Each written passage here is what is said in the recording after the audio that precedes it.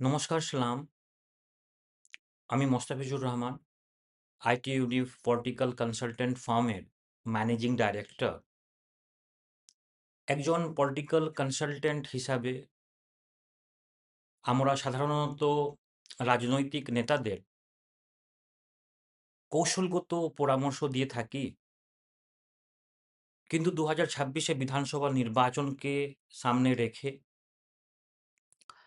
আমি মনে করি এই গুরুত্বপূর্ণ বিষয়গুলো সাধারণ মানুষকেও জানা কিন্তু দরকার। তাই আজ আমি 2026 সালের আমাদের এই বিধানসভা নির্বাচনের একটি নিরপেক্ষ এবং তথ্যভিত্তিক ডেটা ড্রিভেন এবং গভীর বিশ্লেষণের আপনাদের সামনে তুলে ধরেছি, যেটা আপনাদেরকে বুঝতে অনেক সাহায্য করবে গ্রাউন্ড রিয়ালিটিটা কি। এই বিশ্লেষণে আপনি শুধুমাত্র খবর নয়, বরং বাস্তব তথ্য, গ্রাউন্ড লেভেলের পরিস্থিতি এবং রাজনৈতিক কৌশল, যে আসল চরিত্রটা কি বা আসল চিত্রটা আপনি কিন্তু বুঝতে পারবেন, যা আপনাকে পুরো নির্বাচনীয় প্রেক্ষাপট বা যে ভূমিকা বা আমাদের যে সমস্ত জিনিস প্রেক্ষাপটে নতুনভাবে বুঝতে আপনাকে কিন্তু সাহায্য করবে। বিশেষ করে এখানে আপনি মালদা জেলার সমস্ত বিধানসভা কেন্দ্রের বিস্তারিত বিশ্লেষণ পাবেন। আপনারা আরো কিছু বিশেষ আমাদের যে মালদা ডিস্ট্রিক্টের যে বিভিন্ন বিধানসভা আ কেন্দ্রের উপরে আমরা বিভিন্ন রকমের ভিডিও বা বিশ্লেষণ আমরা করব। আপনারা কমেন্ট করে অবশ্যই জানাবেন কোন বিষয়ের উপরে আপনারা আরো তথ্যভিত্তিক বিশ্লেষণ জানতে চান। আপনাদের কমেন্ট ভীষণ ইম্পোর্টেন্ট, কারণ যে এই কমেন্টের মাধ্যমে আরো নতুন গ্রাউন্ড রিয়ালিটিটা আমরা ডেটা ভিত্তিক, কারণ যে আমাদের টিম, পুরো টিম মালদা ডিস্ট্রিক্টে কাজ করছে এবং আপনারা আনন্দিত হবেন। আপনারা কি চান, আপনার বিধানসভা কেন্দ্রে কি তথ্য জানতে চান সেটা কমেন্টে বলবেন এবং আশা করছি আপনারা সমস্ত কিছু ভীষণ ডেটা ড্রিভেন সঠিক কিন্তু আমাদের এই আ আইটি ইউনি পলিটিক্যাল কনসালটেন্টের মাধ্যমে জানতে পারবেন। যেটা আমাদের এই আ আ আমাদের এই পলিটিক্যাল কনসালটেন্ট হিসাবে আমাদের এটা কাজ। কারণ যে আমরা সাধারণত আ নেতাদেরকে এই কনসালটেন্ট দিয়ে থাকি এবং আমাদের যদি এই বিশ্লেষণ যদি ভালো লাগে আপনাদেরকে, অবশ্যই আপনারা লাইক, শেয়ার অবশ্যই করবেন এবং অন্যান্যদেরকেও এই ভিডিওটা আপনারা শেয়ার করবেন, যাতে কি তারাও আমাদের গ্রাউন্ড রিয়ালিটিটা কি তারা জানতে পারে। ওকে, চলুন আমরা শুরু করি যে আমাদের এখন বর্তমানের যে কি পরিস্থিতি সেই সমস্ত ব্যাপার নিয়ে। আমাদের পশ্চিমবঙ্গের আমি আজকে ওভারঅল পুরো পশ্চিমবঙ্গের উপর নিয়ে একটা বিশ্লেষণ আমি আপনাকে ছোট্ট এই ভিডিওর মাধ্যমে দিতে চাই। পশ্চিমবঙ্গের রাজনীতি আমি যদি তুলে ধরি যে ২০২১ থেকে ২০২৬, কারণ যে আপনি যদি বিশ্লেষণ করেন তো লাস্ট ইলেকশনকে না দেখে আপনি বিশ্লেষণ করতে কিন্তু পারেন না। তাই না? তো সেটা কিন্তু অনেক ইম্পোর্টেন্ট। যেভাবে আমরা যখনই এডুকেশন যখনই পড়ি আমরা কিন্তু লাস্ট ইয়ারের কোয়েশ্চেনের আমরা কিন্তু প্যাটার্নস দেখে কিন্তু আমরা পরবর্তী ইলেকশনের পরবর্তী এক্সামের কিন্তু ধারণা তৈরি করি। সেইভাবে রাজনীতিতেও রয়েছে যে আমরা লাস্ট ইয়ার যা বিধানসভা যা কতটা কে ফলাফল করেছে সেই জিনিসটা না দেখে আপনি কিন্তু বিশ্লেষণ করতে পারবেন না। আমি একটু হালকা জাস্ট ১ মিনিটের মধ্যে জিনিসটা শেষ করব। এই ফলাফল কি হয়েছিল আশা করছি মেক্সিমাম জানেন আপনারা সবাই। তবুও আমি একটু দৃষ্টি আকর্ষণ করতে চাই। ২০২১ এ যে ফলাফল, মমতা বন্দ্যোপাধ্যায়ের নেতৃত্বে তৃণমূল বা টিএমসি যে ২৯৪ টি আসনের মধ্যে ২১৫ টি আসন কিন্তু তারা বিপুল সংখ্যাগরিষ্ঠতা কিন্তু অর্জন করেন। আশা করছি এই সমস্ত সবাই জানেন এবং বিজেপি যদি আমি বলি সেই সময় ২০২১ এ ২০১৬ তে মাত্র ৩ টি আসনে পাওয়া বিজেপি ২০২১ এ কিন্তু ৭৭ টি আসনে তারা কিন্তু জয়ী হয়ে প্রধান বিরোধী দল হিসাবে তারা কিন্তু পরিণত হয়। এটা কিন্তু তাদের কাছে বিশাল বড় একটা মাইলস্টোন অ্যাচিভমেন্ট। ৩ টে থেকে ৭৭ টা সিট। এই জিনিসটা মনে রাখবেন। আমি যদি ভোট শেয়ার বা পার্সেন্টেজ এর কথা বলি, ২০২১ এ টিএমসি প্রায় ৪৮% ভোট তারা কিন্তু পেয়েছিলেন এবং বিজেপি সেখানে ৩৮% ভোট প্রায় পেয়েছিলেন। আম এবং যদি সেখানকার যদি বলি যে গ্রামাঞ্চলে বিশেষ করে টিএমসির প্রভাব বেশ ভালো এবং সেখানে তিনি শক্তভাবে আঁকড়ে কিন্তু ধরেছিলেন টিএমসি। আমি গ্রামাঞ্চলের কথা বলছি। কিন্তু আমি যদি বিজেপির কথা বলি তারা কিন্তু উত্তরবঙ্গে ও বেশ কিছু জায়গায় আপনি আদিবাসী অঞ্চলে আ আ বিজেপির ভালো কিন্তু ফল ২০২১ এ কিন্তু হয়েছিল। এই জিনিসটা কিন্তু আপনারা মনে রাখবেন।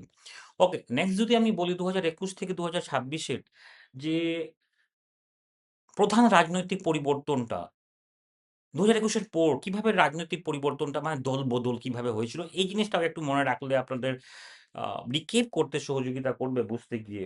২০২১ এর পর যেটা আমাদের আ আমরা দেখা দিয়েছিল দল-বদল হিসাবে নির্বাচনের পর থেকে আ যেমন মুকুল রয় যে যিনি এখন আমাদের সঙ্গে উম নেই তিনি এখন। তার আত্মাকে শান্তি হোক। আ মুকুল রয় আ তথা অনেক বিধায়ক যেমন টিএমসি মানে টিএমসিতে ফেরত আসেন বিজেপি থেকে। যেখানে বিজেপির জন্য বিশাল বড় একটা আ নেগেটিভ ইমপ্যাক্ট সেই সময় কিন্তু পড়েছিল। আমি যদি নতুন প্রকল্পের কথা বলি আ যে ২০২১ এর পর থেকে কিভাবে আ নতুন প্রকল্প টিএমসির ভোটকে জোড়াবদ্ধ করেছেন সেই জিনিসটাও জেনে রাখা দরকার। যেমন লক্ষ্মী ভান্ডারের মতন প্রকল্প অনেক মহিলাদের আরো অনেকগুলো প্রকল্প করেছেন যেটা আম লক্ষ্মী ভান্ডারের মতন প্রকল্প যেটা আ মহিলা ভোট ব্যাংকে আরো শক্তিশালী করে কিন্তু টিএমসি কিন্তু আঁকড়ে ধরেছে। আমি যদি বিজেপির কথা বলি, আ তারা ২০২১ এর পর থেকে কোন জিনিসের উপরে দৃষ্টি আকর্ষণ করেছেন? বিশেষ করে শুভেন্দু অধিকারীর নেতৃত্বে বিজেপি দুর্নীতি এবং বেকারত্বের ইস্যুর উপরে আ এবং আপনার আরজিকর আ যে ধর্ষণের মানে আরজিকরের উপরেও তিনি দৃষ্টি আকর্ষণ ২০২১ থেকে ২০২৬ অব্দি তিনি সেই সমস্ত বিষয় নিয়ে আ তার ক্যাম্পেইন কিন্তু তারা চালিয়ে গেছে। ওকে, নেক্সট আমি যদি আপনাকে বলি এসআইআর। এখনকার এই ২০২৬ এর পর যে এসআইআর যে ইলেকশন কমিশন ঘোষণা করেছেন, সেটা কিন্তু অনেক ইম্পোর্টেন্ট। আমি যদি এখন বলি, এসআইআর ঘোষণার পর রাজনীতিতে এটা কিন্তু নতুন মোড়। আ এসআইআর মানে এই ২০২৬ ইলেকশনটা পুরোপুরি আপনার এসআইআর এর আম চারিদিকে কিন্তু আপনার আ ঘুরে বেড়াচ্ছে পুরোপুরি। এসআইআর এর যে কার্যপ্রণালী বা বিতর্কতা, সেটা আশা করছি আপনারা প্রত্যেকে জানেন। এসআইআর এর আওতায় প্রায় ৬৩ লক্ষ ভোটারের নাম তালিকায় থেকে কিন্তু আ বাদ দেওয়া হয়েছে। প্রায় ৬৩ লক্ষ ১ম অবস্থাতে। তারপরে আ আরো নেক্সট এ আপনার প্রায় ৬০ লক্ষের বেশি ভোটারকে আন্ডার অ্যাডজুডিকেশন শ্রেণীতে রাখা হয়েছিল। এবং ইলেকশন কমিশনের দাবি আ তারা বলেন যে দাবি অনুযায়ী যদি আমি বলি এখানে তারা বলেছেন যে এসআইআর টা বিশেষ করে আ মৃত্যু, স্থানান্তরিত এবং ভুয়ো ভোটারদের সরানোটা তাদের সবথেকে বড় উদ্দেশ্য। তবে বিরোধী দল এবং নাগরিক সমাজের অনেকেই এটিকে নির্দিষ্ট গোষ্ঠীকে লক্ষ্য করে নেওয়া পদক্ষেপ হিসাবে কিন্তু দেখেছেন।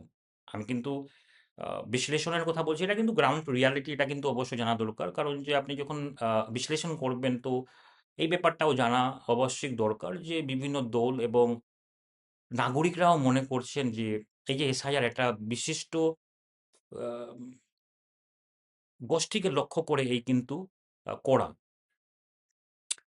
ওকে। ডেটা বিশ্লেষণে দেখা গেছে আমি যদি এর ব্যাপারে যদি একটু পোস্টমর্টেম করা যায়, যদি একটু আপনাকে বুঝতে সাহায্য করবে।